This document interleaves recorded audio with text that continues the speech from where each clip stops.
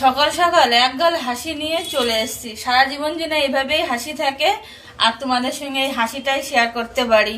আর সারাটা জনম তো ঠিকই আছে, 2025-এ আমরা পা দিয়েছি, আজকে হচ্ছে 1 তারিখ। তো আমি যেন চাই যে আমি সবসময় এরকম হাসি থাকতে পারি আর তোমাদের সঙ্গে মিষ্টি মিষ্টি কথা বলতে পারি আর তোমাদের প্রচুর প্রচুর ভালোবাসা দিতে পারি আর তোমাদের কাছে প্রচুর প্রচুর ভালোবাসা নিতে পারি। গাইস, সবাই কেমন আছো একটু জানিও নতুন বছরে।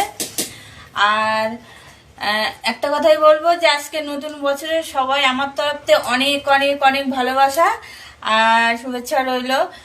2025-এ আমরা আজকের পা দিয়েছি, তো এটাই চাইবো সবাই খুব খুব ভালো থেকো আর সুস্থ থেকো।